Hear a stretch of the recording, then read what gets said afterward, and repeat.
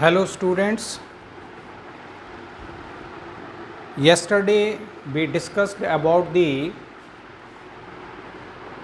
temperature, that is one of the environmental factor which influence the growth and developmental activities in different organisms. Today we will discuss about the another factor, environmental factor, which is water.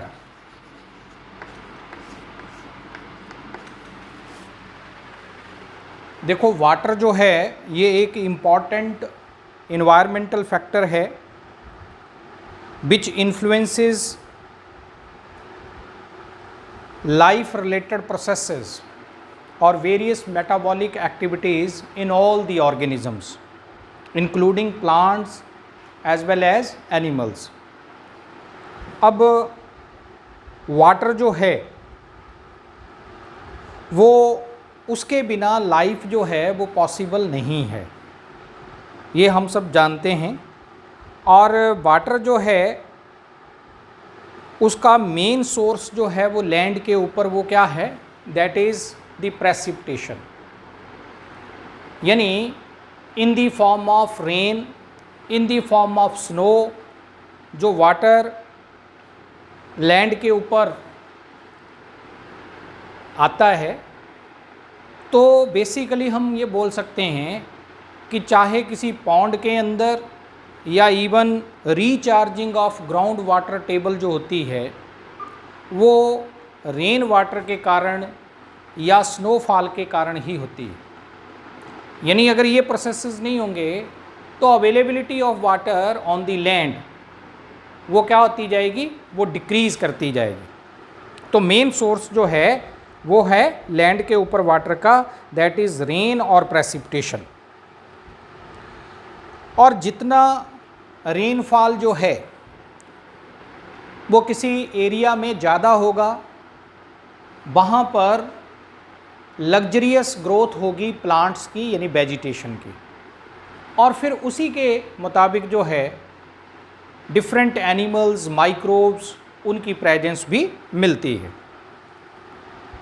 तो इसलिए अगर हम annual rainfall और vegetation का आपस में connection देखें तो हम प्रोडक्टिविटी से अंदाज़ा लगा सकते हैं कि जहाँ रेनफॉल ज़्यादा है वहीं जो है प्रोडक्टिविटी भी ज़्यादा होगी। जैसे ट्रॉपिकल रेन फॉरेस्ट जो हैं, इन बायोम्स में जो प्रोडक्टिविटी, आपने जब बायोम्स वाला टॉपिक पढ़ा है तो उसके अंदर पढ़ा है कि प्रोडक्टिविटी जो है वो ट्रॉपिकल रेन फॉरेस्ट में मैक्सिमम है, and that is due to the maximum rainfall. इन एरियाज़ में रेनफॉल भी ज़्यादा होता है इस कारण से।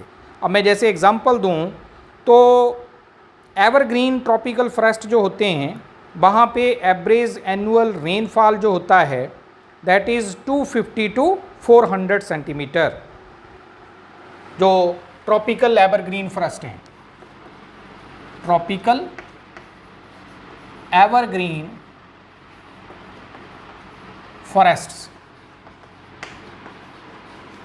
इनमें रेनफॉल कितना है तो वो 250, around 250 centimetres annual average rainfall जो है वो 250 to 400 centimetres, 250 centimetres to 400 centimetres ये होता है। इसी तरह से अगर हम डेसिडुअस, ट्रॉपिकल डेसिडुअस फॉरेस्ट की बात करें तो 100 to 200 centimetre. Tropical deciduous forest में जो है वो कितना है तो वो 100 to 200 सेंटीमीटर्स ये एवरेज एनुअल रेनफॉल जो है इन फॉरेस्ट में रहता है। ऐसे ही जो टैगा रीजन होता है उसमें 100 to 250, टेम्परेट डेसिडुअस फॉरेस्ट में 75 to 150 सेंटीमीटर, 75 to 150 सेंटीमीटर। ऐसे ही ग्रासलैंड एरिया जो सवाना होते हैं वहाँ पे 25 to 75 सेंटीमीटर, और जो डेजर्ट एरिया हैं जहाँ दूर दूर तक ट्रीज़ जो हैं वो नहीं दिखते, सिर्फ कहीं कोई स्कैटर्ड मैनर में बुशेस दिखती हैं, तो वहाँ average annual rainfall below 25 centimetre है। तो जहाँ जिस तरह का रेनफॉल है, यानी अवेलेबिलिटी ऑफ वाटर लैंड के ऊपर जहाँ ज़्यादा है, वहीं पे फिर वेजिटेशन ज़्यादा है, और जहाँ वेजिटेशन ज़्यादा है वहाँ हर्बीवोर्स होंगे, उनको खाने वाले फिर कार्निवोर्स होंगे, और इन सब के ऊपर एक्ट करने के लिए, डेड और डिकेइंग मैटर के ऊपर एक्ट करने के लिए डीकम्पोजर्स यानी माइक्रोब्स होंगे। तो सीधा सीधा हम ये कह सकते हैं कि अवेलेबिलिटी ऑफ वाटर जहाँ ज़्यादा है वहाँ नेचुरली डिफरेंट कम्युनिटीज़ जो हैं वो भी ज़्यादा होंगी। तो अब मैं बात करने लगा हूँ terrestrial plants and water availability. Terrestrial plants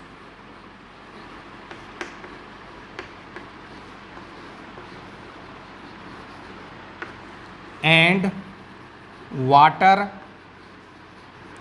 availability.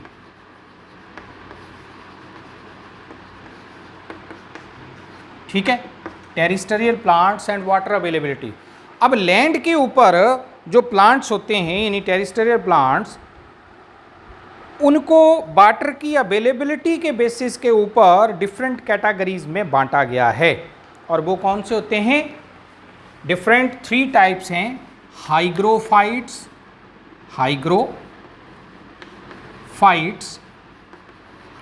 फिर मीजोफाइट्स एंड नंबर 3 ज़ीरोफाइट्स। ये हमारे पास 3 मेजर कैटेगरीज हैं on the basis of availability of water. अब हाइग्रोफाइट्स क्या होते हैं? Which grow in wet areas, जो वेट एरियाज में ग्रो करते हैं, जिनका सॉफ्ट स्टेम होता है, ऐसे प्लांट्स को हम हाइग्रोफाइट्स बोलते हैं। ठीक है, और ये जो हैं मॉडरेट हाइट का इनका स्टेम होता है, सॉफ्ट होता है, इनके थिन लीव्स होते हैं, और इनमें लीव्स के ऊपर वेन्स की या वेनलेट्स की टिप्स के ऊपर स्मॉल पोर्स होते हैं, विच वी कॉल हाइडेथोड्स और वाटर स्टोमेटा। एक फिनोमिना होता है इन प्लांट्स में विच इज़ कॉल्ड एज गुटेशन। तो गुटेशन फिनोमिना के लिए ये इनके पत्तों की वेन्स की टिप्स के ऊपर स्मॉल पोर्स होते हैं, which we call water stomata और हाइडेथोड्स। तो ये हाइग्रोफाइट्स नाम के प्लांट्स में होते हैं, जिनका स्टेम सॉफ्ट होता है, मॉडरेट हाइट का होता है। ठीक है, तो और ये वेट एरियाज में पैदा होते हैं। फिर इसके बाद आते हैं अरेननकुलस वगैरह की एग्जांपल इसमें दे सकते हैं। फिर आते हैं मीजोफाइट्स, जो मॉइस्ट हैबिटेट कंडीशन में होते हैं। Most of the crop plants, most of the vegetable yielding, fruit yielding जो प्लांट्स हैं, जो moderate amount of moisture content में जो पैदा होते हैं, तो उनको हम मीजोफाइट्स बोल देते हैं। और ये जो है मीजोफाइट्स, ये जो है मोस्ट ऑफ दी, मैं ये बोलूँगा कि जो वेजिटेबल यील्डिंग या हमारे जो जितनी भी क्रॉप्स हैं, वीट, राइस, मेज़ वगैरह, या फ्रूट यील्डिंग प्लांट्स जितने भी हैं, दे आर मीजोफाइट्स। लास्ट में आते हैं ज़ीरोफाइट्स। ये वो प्लांट्स हैं जो ड्राई हैबिटेट में पैदा होते हैं, in dry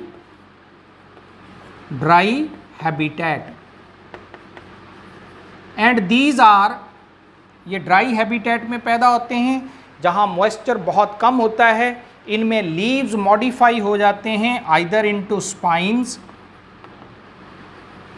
spines, bristles, thorns, इस तरह के स्ट्रक्चर में, और या लीव्स कैडुकस काइंड के होते हैं, कैडुकस होते हैं, which fall off immediately after their formation. Caducous leaves ये मिलते हैं इनमें।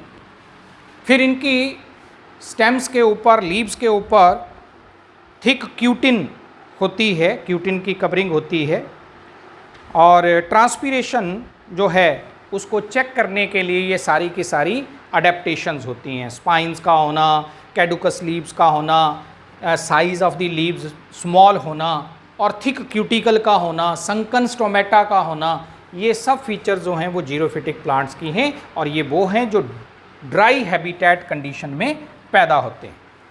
ठीक है, रूट सिस्टम इनका एक्सटेंसिव होता है, शूट सिस्टम स्मॉलर होता है। ठीक है, तो ये जीरोफाइट्स हैं। अकेशिया वगैरह की, यानी किक्कर की एग्जाम्पल इसमें, टेमेरिक्स की एग्जाम्पल, या जितने भी कैक्टाई हैं यूफोरबिएसी फैमिली के मेंबर्स, उनकी एग्जाम्पल इसमें दे सकते हैं। फिर आते हैं next, terrestrial animals and water availability. अब टेरिस्टेरियल एनिमल्स की अगर हम बात करें, हमने terrestrial plants and water availability की बात की, अब terrestrial animals and availability of water.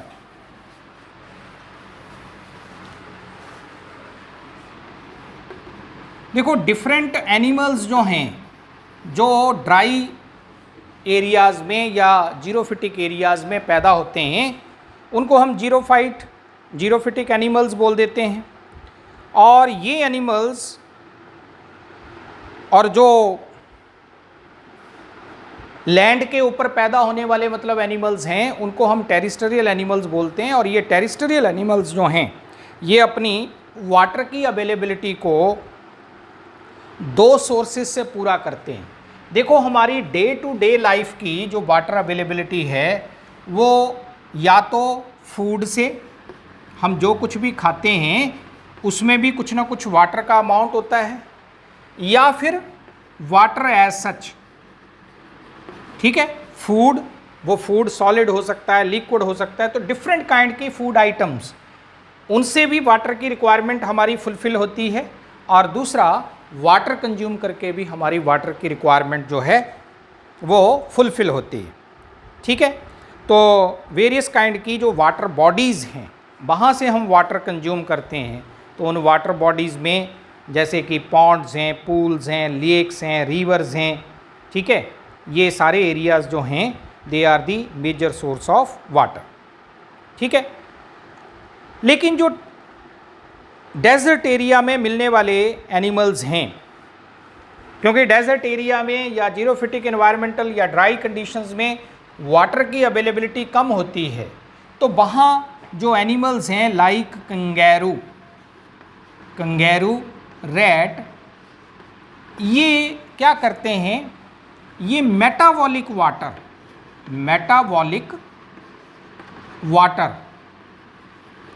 का यूज़ करते हैं अपनी वाटर की रिक्वायरमेंट को फुलफिल करने के लिए। ठीक है, और दूसरा है कि ये एनिमल्स जो हैं, ये डे टाइम में जब हॉट वेदर कंडीशंस होती हैं, टेम्परेचर हाई होता है, तो ये अपने आप को जो है शेडी एरियाज़ में प्लेस करके रखते हैं, और जैसे ही इन्वायरमेंटल कंडीशंस जो हैं वो थोड़ी वेटर होती हैं, तब ये जो है ओपन में आते हैं मॉर्निंग और इवनिंग टाइम में in search of water and other things. फिर उसके बाद और ऑलमोस्ट सॉलिड फीकल मैटर ये रिलीज़ करते हैं ताकि वाटर का लॉस कम से कम हो। तो जो इनका फीकल मैटर है उसमें भी वाटर का लॉस बहुत कम होता है, ऑलमोस्ट सॉलिड फीकल मैटर ये रिलीज़ करते हैं। No urine at all, urine ये रिलीज़ नहीं करते। ठीक है, तो ये इनमें जो है टेरिस्टेरियल एनिमल में वाटर अवेलेबिलिटी। नेक्स्ट आते हैं एक्वेटिक हैबिटेट। देखो, जो एनिमल्स और जो प्लांट्स वाटर बॉडीज़ के अंदर जैसे पॉन्ड्स, लेक्स, रिवर्स, इनके अंदर पैदा होते हैं, उनमें कुछ अडेप्टेबिलिटीज़ होती हैं। तो अगर हम बात करें एक्वेटिक हैबिटेट्स की, एक्वेटिक हैबिटेट्स तो एक्वेटिक हैबिटेट्स में देखो वाटर जो है, ये जो प्लांट पैदा होते हैं वाटर बॉडीज़ के अंदर, वो अक्सर अपने अंदर एक ख़ास किस्म का पेरेनकाइमा काइंड का टिश्यू, जिसको कि हम बोलते हैं एरेनकाइमा, ये ख़ास किस्म का एक पेरेनकाइमा की ही टाइप है, जिसके अंदर एयर भरी रहती है। और इस air filled in thin walled parenchyma kind के सेल्स को हम एरेनकाइमा बोलते हैं। तो इनकी प्रेजेंस मिलती है इनके लीव्स में, इनके स्टेम्स में। और एरेनकाइमा की वजह से क्या होता है कि ये बॉयंसी पैदा करते हैं ये प्लांट्स, और ये फिर फ्लोटिंग कंडीशन में रहते हैं in the water body and they do not sink, यानी कि ये सिंक ना करके इस एरेनकाइमा काइंड के टिश्यू के कारण जो है क्या होते हैं, ये ईजिली फ्लोट करते रहते हैं on the surface of water. ठीक है, फिर आते हैं इसके बाद कि जो distribution of plants and animals है, किसी भी वाटर बॉडी के अंदर प्लांट्स और एनिमल्स की डिस्ट्रीब्यूशन डिपेंड करती है कुछ फीचर्स के ऊपर। और वो क्या हैं? एक तो है उस वाटर बॉडी के अंदर क्लैरिटी ऑफ वाटर, वाटर कितना साफ है, ठीक है, क्लैरिटी ऑफ वाटर। दूसरा पीएच ऑफ वाटर, कि वाटर की पीएच जो है वो कैसी है, उसके ऊपर भी डिपेंड करता है, यानी साल्ट कंटेंट कितना है उसके अंदर। फिर है इसके अलावा उसमें वाटर जो है उसकी मूवमेंट कितनी है, clarity of water, then depth of the water body, depth of water body, then salt content, salt content के कारण उसकी पीएच जो है वो कैसी होगी, इस बात का पता चलता है। तो डेप्थ होगी, देन सैलिनिटी, सैलिनिटी इसके ऊपर। फिर बेब्स, यानी कि बेब्स की स्पीड, तो बेब्स स्पीड वो कितनी है। तो इन सारी फीचर्स के ऊपर किसी वाटर बॉडी के अंदर प्रेजेंट जो प्लांट्स हैं या एनिमल्स हैं उनके बारे में पता चले, यानी उनकी डिस्ट्रीब्यूशन के कौन से एनिमल। अब देखो, अगर मान लो सॉल्ट की कंसंट्रेशन ज़्यादा है किसी पानी के अंदर, तो उसमें वही एनिमल्स लिव कर सकते हैं which can tolerate wide range of salt concentration, जो सॉल्ट्स की ज़्यादा क्वांटिटी को झेल सकते हैं। और ऐसे एनिमल्स को हम बोलते हैं Yuri हेलाइन, Yuri हेलाइन animals which can tolerate a wide range of variation in the salt concentration, उन्हें हम यूरी हेलाइन एनिमल्स बोलते हैं। और अगर थोड़ी सी भी सॉल्ट में कंसंट्रेशन वेरिएशन होती है तो जो एनिमल जो है उनकी लाइफ के ऊपर एक इफ़ेक्ट पड़ना शुरू हो जाता है, नेगेटिव इफ़ेक्ट पड़ना शुरू हो जाता है, ऐसे एनिमल्स को हम बोलते हैं स्टेनोहेलाइन, स्टेनोहेलाइन।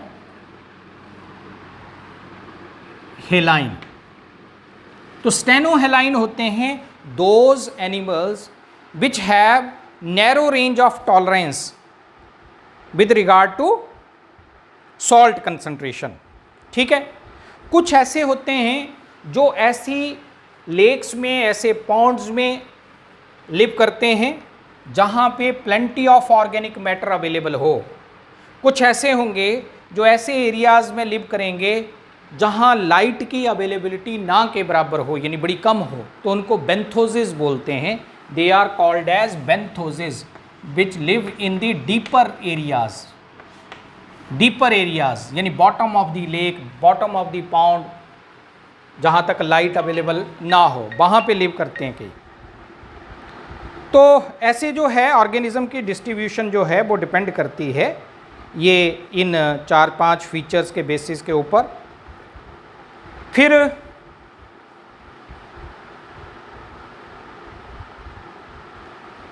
अगर हम ओशंस वगैरह में देखें, ओशंस वगैरह में तो जो सरफेस वाटर है वहाँ से लेके अप टू 200 मीटर्स, अगर हम डीपर लेयर्स तक जाएं तो फिर क्या है, प्रोड्यूसर्स मिलते हैं, क्योंकि वहाँ तक लाइट जो है that can penetrate, so photosynthesis can be performed by the organism. तो अप टू 200 मीटर तक जो है ओशंस में, सी में प्रोड्यूसर्स जो हैं they may be present, but beyond 200 meters the availability of producers is almost nil. No producers can be observed. ठीक है, तो ये चीज़ का भी हम ध्यान रखें, क्योंकि वहाँ तक ज़्यादा गहराई में लाइट अवेलेबल नहीं होगी। तो और लेकिन जो डीप सी में एनिमल्स मिलते हैं वो दे कैन एमिट लाइट, यानी ल्यूमिनेसेंस का फिनोमिना वो शो कर सकते हैं। ज़्यादातर जो हैं बॉटम डिवेलर वो बेंथोसिस होते हैं। तो ये इसके बारे में हमने बातचीत की है। अब इसके बाद नेक्स्ट आता है हमारे पास अगला जो फैक्टर है, that is light. Third environmental factor जो है दैट इज़ लाइट। अब लाइट में भी अगर हम देखें तो इलेक्ट्रोमैग्नेटिक स्पेक्ट्रम का नेक्स्ट फैक्टर जो है लाइट, इसमें भी अगर हम देखें तो इलेक्ट्रोमैग्नेटिक स्पेक्ट्रम का जो पोर्शन 390 नैनोमीटर वेवलेंथ से लेके 740 नैनोमीटर के बीच का, 740 नैनोमीटर, यानी इस वेवलेंथ के बीच का जो इलेक्ट्रोमैग्नेटिक स्पेक्ट्रम का पोर्शन होता है, पार्ट होता है, that is called as visible part. उसको हम बोलते हैं विजिबल पार्ट। ठीक है, तो ये जो है, ये वाला पोर्शन जो है हमारे इलेक्ट्रोमैग्नेटिक स्पेक्ट्रम का, it is mainly responsible for influencing the growth, development and distribution of organism in a particular region. ये वाला पोर्शन जो है वो डिटरमिन करता है। इससे नीचे होगा अल्ट्रावायलेट और इसके बाद होगा इंफ्रारेड, लेकिन जो हमारे लिए रिस्पॉन्सिबल है ऑर्गेनिजम्स की ग्रोथ, डिस्ट्रीब्यूशन और मेटाबॉलिक एक्टिविटीज़ से रिलेटेड है, that is PAR, that is PAR। PAR means photosynthetically active radiation, photosynthetically active radiation, यानी इस पार्ट के जो लाइट है that is responsible for influencing the photosynthetic act in case of green plants. तो green plant में जो photosynthesis का phenomena है उसको जो इफ़ेक्ट करता है वो ये PAR रीजन जो है 390 to 740 नैनोमीटर वेवलेंथ वाला, it is responsible for influencing the photosynthetic activity. ठीक है, अब क्या क्या इफ़ेक्ट डालता है लाइट जो है वो, मैं ऐसे कहूँगा कि 3 लाइट के आस्पेक्ट हैं जो असर डालते हैं ऑर्गेनिजम्स की ग्रोथ, डेवलपमेंट एंड डिस्ट्रीब्यूशन के ऊपर। और लाइट के वो 3 किस्म के आस्पेक्ट कौन से हैं? तो वो 3 आस्पेक्ट हैं, लाइट ड्यूरेशन, कि दिन में कितने समय के लिए लाइट मिल रही है, लाइट ड्यूरेशन एक तो। दूसरा है लाइट की इंटेंसिटी, लाइट इंटेंसिटी, कितनी इंटेंस लाइट है, लेस है, मोर इंटेंस लाइट है, तो इसका भी असर पड़ता है। और लास्ट है लाइट क्वालिटी, लाइट क्वालिटी यानी किस वेवलेंथ वाली लाइट है, क्या वायलेट है, क्या इंडिगो है, क्या ऑरेंज है, क्या येलो है, ठीक है, क्या रेड है, क्या ब्लू वेवलेंथ वाली लाइट है, कौन सी वेवलेंथ वाली लाइट अवेलेबल है, तो उसका भी अपना एक अलग इम्पैक्ट है। तो 3 तरीकों से लाइट जो है वो इन्फ्लुएंस करती है, उसकी क्वालिटी, उसकी ड्यूरेशन और उसका जो है इंटेंसिटी। अब कौन कौन से ऐसे फंक्शंस हैं, फिनोमिनाज हैं जिनके ऊपर लाइट इफ़ेक्ट डालती है? तो एक तो फोटोसिंथेसिस है, लाइट फोटोसिंथेसिस के लिए रिक्वायर्ड है। अब सीधी अगर बात करें तो प्लांट्स में photosynthesis cannot take place without the availability of light. तो एक तो आ गया फोटोसिंथेसिस। दूसरा है, अब इसमें भी फिर रेड वेवलेंथ वाली लाइट में मैक्सिमम फोटोसिंथेसिस होगी, ग्रीन में होगी ही नहीं। फिर growth, availability of food, moderate light intensity and red light, moderate amount of light intensity, यानी इंटेंसिटी की अगर हम बात करें तो मॉडरेट, ना बहुत ज़्यादा, मॉडरेट इंटेंसिटी ऑफ लाइट। और क्वालिटी की बात करें तो रेड वेवलेंथ वाली red light. These two along with availability of food, these 3 things favor the growth। तो ग्रोथ के प्रोसेस के लिए भी लाइट जो है वो ज़रूरी है, ठीक है। फिर उसके बाद आ जाती है ट्रांसपीरेशन। ज़्यादातर प्लांट्स में ओपनिंग ऑफ स्टोमेटा लाइट की प्रेजेंस में होता है। ट्रांसपीरेशन, ट्रांसपीरेशन क्या होती है? Loss of water in the form of water vapours from the aerial parts of the plant body. और ट्रांसपीरेशन का फिनोमिना जो है वो एक नेसेसरी ईविल है, यानी ज़रूरी भी है और एक ईविल भी है। क्यों? क्योंकि ट्रांसपीरेशन नहीं होगी तो एब्जॉर्प्शन नहीं होगी, ठीक है। तो ट्रांसपीरेशन का जो फिनोमिना है उसको भी हम ये कह सकते हैं कि दैट इज़ लाइट इन्फ्लुएंस्ड। फिर है germination. Number of seeds are sensitive to light, और ऐसे सीड्स को जर्मिनेशन ऑफ सीड्स, और ऐसे सीड्स को which are sensitive to light, उन्हें हम फोटोब्लास्टिक लीव्स बोलते हैं। फोटोब्लास्टिक सीड्स, सॉरी लीव्स नहीं, सीड्स, फोटोब्लास्टिक सीड्स, उनको हम फोटोब्लास्टिक सीड्स बोलते हैं। और जो लाइट की प्रेजेंस में जर्मिनेट करेंगे वो पॉजिटिवली फोटोब्लास्टिक होते हैं, और जो लाइट की एब्सेंस में उन्हें हम बोलते हैं नेगेटिवली फोटोब्लास्टिक। तो पॉजिटिवली फोटोब्लास्टिक में बिस्कम की एग्जांपल दे सकते हैं एक, और नेगेटिवली फोटोब्लास्टिक में एग्जांपल दे सकते हैं टमाटो की, अनियन की, इनकी एग्जांपल। फिर है पिगमेंटेशन।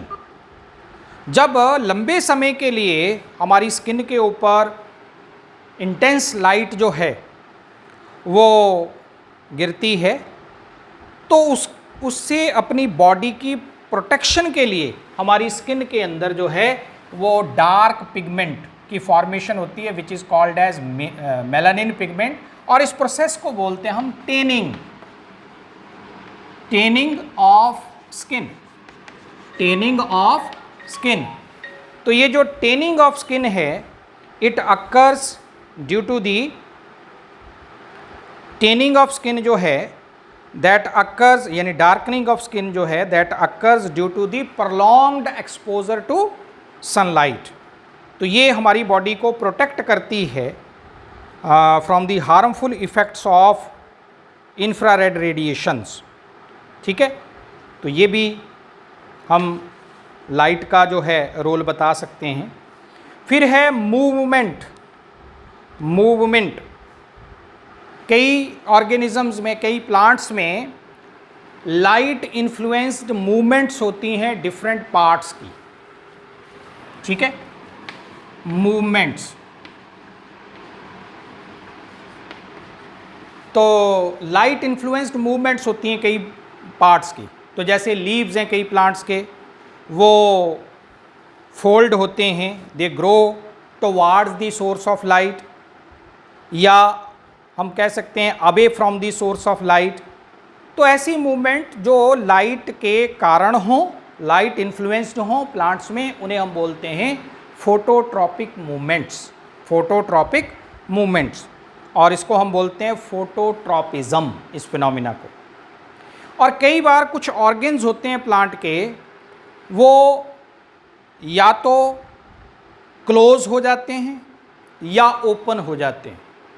ठीक है, यानी लाइट जो है उसके कारण कई प्लांट्स के फ्लावर जो हैं वो ओपन हो जाएंगे, ठीक है, या क्लोज हो जाएंगे लाइट की नॉन अवेलेबिलिटी के कारण। तो ऐसी मूवमेंट्स को, स्लीपिंग मूवमेंट्स को, यानी folding of leaves, folding of petals of different flowers in the presence or absence of light, such type of movements are called as photonastic movements। इनको हम photonastic movements बोलते हैं। जैसे कुछ फ्लावर्स हैं उनके पेटल्स क्लोज हो जाते हैं जब अवेलेबिलिटी ऑफ लाइट नहीं होती, जैसे जैसे दिन खिलता है वैसे वैसे वो ओपन कर जाते हैं, तो इनको फोटोनास्टिक मूवमेंट्स बोलते हैं। नेक्स्ट आते हैं इसके बाद डेली रिदम इन एनिमल्स। डेली रिदम इन एनिमल्स, डेली रिदम इन एनिमल्स। अब कई एनिमल्स जो हैं वो डेली बेसिस के ऊपर जो है या दिन के अलग अलग पीरियड के दौरान एक्टिव होते हैं। जैसे कुछ एनिमल्स अर्ली मॉर्निंग आवर्स में एक्टिव होते हैं, उन्हें बोलते हैं ऑरोरल, उन्हें हम बोलते हैं ऑरोरल, ठीक है। कुछ ऐसे होते हैं जो मॉर्निंग और इवनिंग आवर्स में, यानी डान और डस्क के पीरियड में एक्टिव होते हैं, उन्हें हम बोलते हैं, उन एनिमल्स को which remain active during the dawn and dusk period, they are called as, उन एनिमल्स को हम क्या बोलेंगे, they are called as crepuscular animals, crepuscular, they are called as crepuscular animals। Rabbit की एग्जांपल दे सकते हैं, जो डान और डस्क दोनों में, जो अर्ली मॉर्निंग आवर्स में यानी डाउन वाले पीरियड में तो उन्हें हम ऑरोरल, जो इवनिंग आवर्स में उन्हें हम वेस्पेरल, ठीक है। फिर जो एक्टिव होंगे ड्यूरिंग दी डे टाइम उन्हें बोलेंगे diurnal, they are called as diurnal. कुछ रात को एक्टिव होंगे, they are called as nocturnal, nocturnal. तो ऐसे ये डिफरेंट काइंड के एनिमल्स जो हैं वो डेली रिदम शो करते हैं या डेली मूवमेंट शो करते हैं। फिर फोटो पीरियोडिज्म होता है।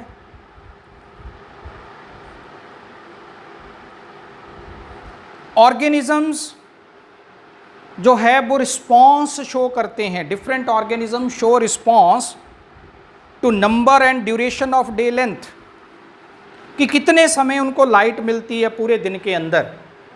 तो number and duration of day light के बेसिस के ऊपर ऑर्गेनिज्म जो हैं वो रिस्पॉन्स जो शो करते हैं, that response is called as photoperiodism. The response shown by the different organisms in respond to, किसके रिस्पॉन्स में, in response to number and duration of light period. तो उसके बेसिस के ऊपर हम ऑर्गेनिजम्स को short day, long day and day neutral ऐसे different categories में बांटते हैं। Short day organisms, short day organisms, फिर लॉन्ग डे, लॉन्ग डे, और फिर डे न्यूट्रल, डे न्यूट्रल।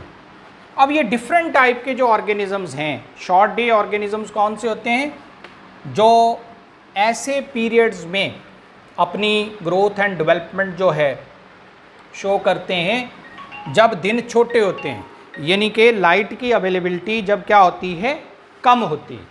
और लॉन्ग डे वो हैं जो कब शो करते हैं अपनी ग्रोथ एंड डेवलपमेंट, जब दिन लंबे होते हैं, यानी कि समर सीजन।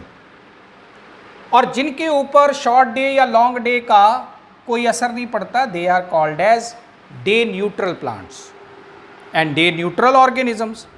ऐसे ये डिफरेंट टाइप्स हैं हमारे पास। फिर इसी तरह से लाइट की अवेलेबिलिटी के मुताबिक डिफरेंट काइंड के ऑर्गेनिज्म जो हैं वो माइग्रेट करते हैं from one place to the other place, even from one continent to other continent. ऐसा हमें बर्ड्स के केस में मिलता है। बर्ड्स की जो माइग्रेशन होती है, माइग्रेशन इवन इंटर कॉन्टिनेंटल होती है, तो वो कई कई हजारों किलोमीटर तक होती है, तो वो लाइट की अवेलेबिलिटी के बेसिस के ऊपर होती है। इसी तरह से हाइबरनेशन का फिनोमिना यानी विंटर स्लीप, कई एनिमल सर्दियों के दिनों में अपने आप को इनएक्टिव कर लेते हैं, और जब लाइट की अवेलेबिलिटी जो है डे टाइम में कम होती है, सर्दी ज़्यादा होगी, तो उस समय वो क्या होते हैं, इनएक्टिव रहते हैं इन देयर बरोज़। और जैसे ही एक्टिव सीज़न आता है, टेम्परेचर हायर होता है, तो वो फिर बाहर आ जाते हैं, खास करके जो कोल्ड ब्लडेड एनिमल्स होते हैं। बहुत से जो प्लांट्स हैं वो अपने लीव्स को फॉल ऑफ करवा देते हैं during the unfavourable condition when high intensity of light is available. और जैसे ही थोड़े दिन जो हैं वो कम लाइट अवेलेबिलिटी वाले आते हैं, तो फिर से वो नॉर्मल लाइफ अपनी जीनी शुरू कर देते हैं। तो ये कुछ बातें हमने इसके अंदर की है। ऐसे ही एनिमल की ब्रीडिंग भी ये लिंक्ड होती है विद फोटो पीरियड्स। कई एनिमल्स शॉर्ट डे में ब्रीड करते हैं, कई लॉन्ग डे पीरियड्स में ब्रीड करते हैं। तो जैसे शीप में, गोट में, ये डिफरेंट कैटल जो होते हैं उनमें, टर्कीज़ में, स्टारलिंग में। ये जो टर्कीज़ और स्टारलिंग हैं ये ब्रीड करते हैं जब लेंथ ऑफ फोटो पीरियड यानी दिन लंबे होते हैं उस सीज़न में। और शीप और गोट जो हैं ये तब ब्रीड करते हैं when there is shortening of day length. तो breeding in animals is also linked with the length of photoperiods. ठीक है, तो इतनी हम लोग बात करते हैं। इसके बाद हमने किसी वाटर बॉडी के अंदर अलग अलग जोन्स कौन कौन सी होती हैं लाइट की अवेलेबिलिटी के बेसिस के ऊपर, इसके बारे में फिर अगले उसमें बात करेंगे। Thank you very much.